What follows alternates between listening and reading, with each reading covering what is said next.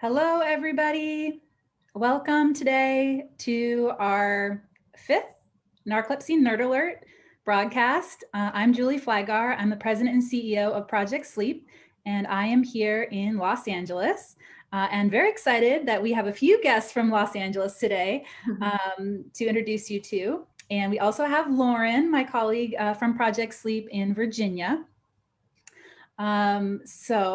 Let's just go ahead and get the slides up, and please note that we have important reminders about the video, and we have put those in the comments or the description below the video today. So you can read those there. It's just to save a little extra time.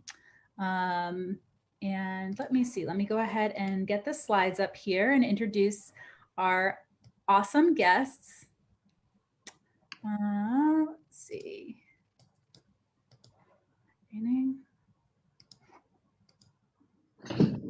Okay, put this into present mode. Oops. All right. There we go. So thank you guys so much for joining us. We're excited to introduce two very special guests. So I reached out to Al Jean, the executive producer of The Simpsons, on Twitter, just as a long shot, just seeing if we could get him to join us. And we're so excited and grateful for him for joining us for a few minutes today. So Al Jean has been the executive producer and a head writer for The Simpsons. You've been with the show, I think it's 32 years now. Yes. And as a showrunner for 22 years. Way back when, though, he was at a school in Boston. I don't know if we should name it. I went to a school in Providence that I think is a little bit better. But while he was at Harvard, he wrote for the Harvard Lampoon, which is where he met a lot of wonderful other comedy writers. And so he has had an amazing career, even writing for The Tonight Show, starring Johnny Carson, writing for Elf, many other great things. And in 1989, he started writing for then the new The Simpsons sitcom. And Al has received 9 Emmy Awards. That's true. Wow. And a Peabody Award for his work on The Simpsons. And so we're just so excited and grateful for him joining us today to talk about the narcolepsy episode, which we just can't wait to get into. And just to introduce Anna, we'll get to more about her later in the broadcast, but Anna is an LA-based actor, writer, and a voiceover artist originally from Ohio. When not performing comedy or writing comedy, she enjoys consuming odd ice cream flavors, female-driven television shows, and theme parks. She is the co-founder of Blue Lace Theater, a nonprofit that creates interactive multisensory theater for individuals with developmental disabilities. Anna was diagnosed with narcolepsy as a senior at Northwestern University. And she is also a Rising Voices of Narcolepsy writer, where she aims to change how the media represents this chronic neurological disorder. And she is currently developing a dark comedy series called Walking Through Peanut Butter, based on her experience navigating New York's comedy scene with narcolepsy. So these are our two amazing guests. And we're going to go ahead and start with The Simpsons, as we said in this episode from 2015, Every Man's Dream. Then we will talk more about other portrayals of narcolepsy and looking ahead to the future. So hopefully you guys have checked out this episode. I gotta say, we're gonna have to include spoilers in this discussion because I don't know really how else we could talk about it. So it's, you've had your fair warning that Al Jean was joining us. And so hopefully you guys have all checked out the episode. And so I guess I'll just maybe read this description that was what we first learned about the episode a few months in advance, as it was going to be a premiere episode, from this description that Al Jean had given in an interview, I think, with Variety. It's discovered after all the years, Homer has narcolepsy, and it's an incredible strain on his marriage. Homer and Marge legally separate, and Homer falls in love with his pharmacist, whose voice is Lena Dunham. So, Al, I'm just so super curious how the idea came to do this episode. I know that it seems like premieres have a special amount of pressure maybe on, making something really creative and different. So how did this idea come together? Well, we wanted, after 700 episodes, it's hard for us to do things we haven't done before. And we wanted this image where you see this thing that's shocking, but actually it didn't happen in real life. It was a dream. One of the other executive producers suggested narcolepsy, and we researched it. We, had Homer taking the proper medication. I admit, I think we didn't research it quite enough initially, and talk about what it really is and how serious it is. Thankfully, I had mentioned ahead of the broadcast that we were doing this topic, and Julie tweeted me and said, I hope you're not just covering it like any other Hollywood sitcom. And I said, well, what would I do to avoid that? And she gave a suggestion, which was really well taken, which was, it is a strain, of course, but we, with our show, Marge is always in the right. So we had Marge less sympathetic than she should have been to his condition. And we rewrote that. So, we always just tend to blame Homer for everything. Of course, you can't blame someone for this. And that's what we changed. And that made it into the final show. And I'm really happy it did. Yeah, well, it's so interesting because I think there are some parts that really do resonate with the true experience. So right in the beginning, when he's being diagnosed in the initial scene, Marge pulls up some pictures from past vacations, of Homer sleeping, like, oh geez, this isn't surprising, and here he's sleeping, and all these different vacation photos. And I watched this with one of my good friends who has idiopathic hypersomnia, which is very similar to narcolepsy. And she's like, oh my God, we've done that. We've gone through her pictures and looked at all these pictures of her sleeping. So I was always curious to wonder if there was anyone that knew it more intimately, because that in particular was something that stood out as, without naming who, a couple of people close to the staff have narcolepsy, and we did obviously talk to them. So that was part of the process. The difficult balancing act always is, for anything as serious as narcolepsy, if you're making it a comedy topic, like how you make it funny, and then on the other hand not take it less seriously than you should. So that's always tricky. But on the other hand, I hope, it's just my hope, but that by covering it in a show that actually kids would watch, and it influences people in some way, it would encourage people to take the topic more seriously.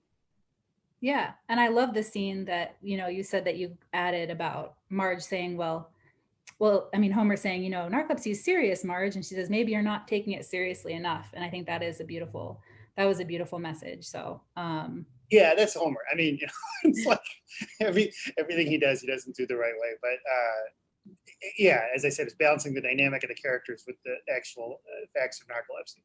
Right. And I thought like his part about using narcolepsy card as an excuse for not being able to do things. Narcolepsy. I like that part. Yeah. I like it too. I would, I mean, not that I would, want to have it, but I would love to be like him, just to use any excuse to get through something. Yeah. Even like his really mean boss. I'm sorry, I don't know the characters as well as probably anyone else has ever interviewed you, but his really mean boss had to be like, oops, sorry, narcolepsy, It's like, I wish there was such a card and you all had one. Could use it. Yes. I know. And and then with the ending, which is kind of like this interesting twist of dream within a dream within a dream, I just was curious. So it sounds like that was probably maybe the start of like what got you guys into it. And it is interesting because dreaming is such a huge part of narcolepsy, and not knowing your dreams from reality, and those boundaries that get so confused. And so I thought that was really creative in a way, because of narcolepsy, but maybe that wasn't necessarily meant to be sort of like part of the narcolepsy theme. And I didn't see any comments online that seemed to think that was part of it, from lay public, that they wouldn't probably understand that. But it seemed to me that was very in line with narcolepsy. what attracted to me to the story at the beginning was it's a trope to say something was a dream. You know, people hate saying an episode didn't happen. But I thought that what would be interesting is if it was several dreams intertwined and you didn't know what the reality was. Not exactly narcolepsy, but, you know, just sort of the way life is sometimes. Like you don't know what's really going on. In the past few years, it seemed like what is reality to me. And the only thing I regret is the last shot should have been Homer and Marge asleep holding hands in bed. After we aired, I said, oh, that would have been the way to end it. That you know, through this, they're together and they're holding hands and they're both asleep. But I didn't think to do that. I did it in a later episode. Oh, okay. All right. Well, I thought it was pretty creative, and I thought, you know, having Lena Dunham as the pharmacist was really interesting, and hearing the name of, you know, that she lists out, you know, the different medications. I was curious about some of those really specific references that, and the mention of hypocretin. Those are so specific, and so people with narcolepsy will really know those. But is it just yeah, we did research, and you know, the writer Stuart Burns was really good about trying to find out what the treatments were. You know, it's funny because ironically, with our show, 30 years ago, when you researched something, it was impossible. Like you had to like go to a library and bring out information, and now you can Google everything. So there's really no excuse for not knowing at this point. And you know, you should be Googling everything and finding exactly what it is you're talking about. Yeah. Well, I had one more question for you as well. Did you for people that are possibly looking to get into writing, and I forgot to tell you that I was going to ask you this. Sorry. For people that are looking to get into writing or comedy that have narcolepsy, would you have any advice for them? And I mean, I imagine that the landscape has changed a lot over the last 30 some years, but for some of our young viewers that are interested in creative roles, do you have any advice?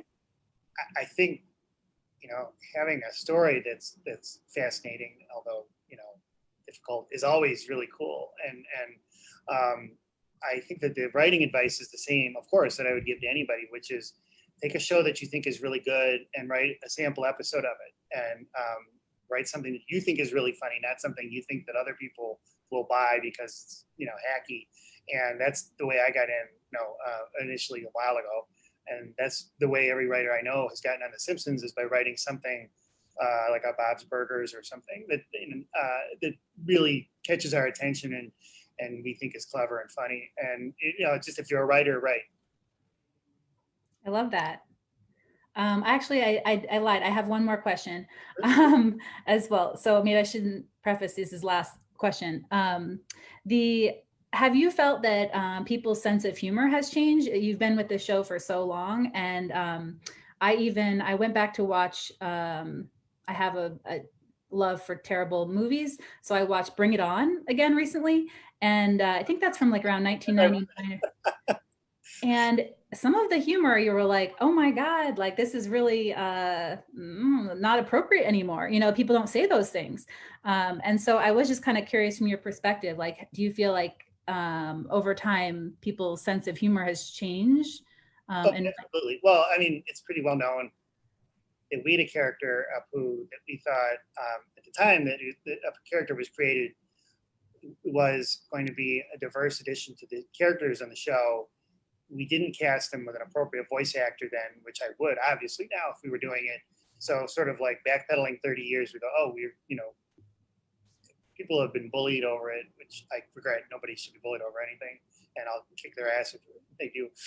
But, you know, I think that there's no question standards change. And I find myself doing that too, except then I kind of go, you know, you have to, like a movie I think is great. The Philadelphia Story opens with Cary Grant hitting Katharine Hepburn in the face, which is horrible.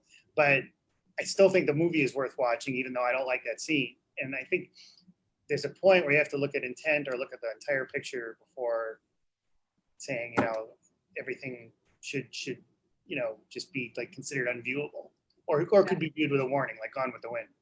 Right. But even for creating new content, it just probably seems that people's sense of humor has probably changed over the years, I bet. In several ways. Yeah, sexual jokes are much more permitted. You know, people really talk about, and obviously, you know, things that, you know, people would make jokes about a person's sexuality 30 years ago. Now, you know, we did a show about gay marriage, advocating that it should be legal, and that seemed like controversial in 2005, and it's insane that it's controversial. Like, nobody says that now. So it's really weird when you're on 30 years. You just have to learn to try to listen to the people and try to see what people want now, and think, you know, whatever we've done, we just can't afford to rest on any laurels. We have to, you know, be relevant to the world today.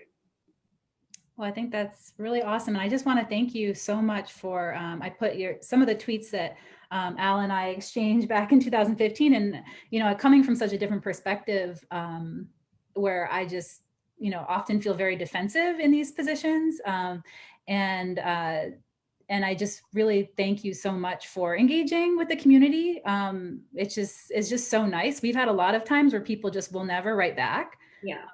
Just never even acknowledge. Oh, I completely appreciated your help. It really made me so happy that you know, you felt that it improved the episode. And any more last questions? I don't think so. I know you have to run to do something else. So we're just so grateful for you being willing to join us. And it's so nice to meet you, and thank you in person or virtually. It's the first time we've talked. Yeah. And thank you for inviting me. Of course. All right. Bye for now. Bye. Bye.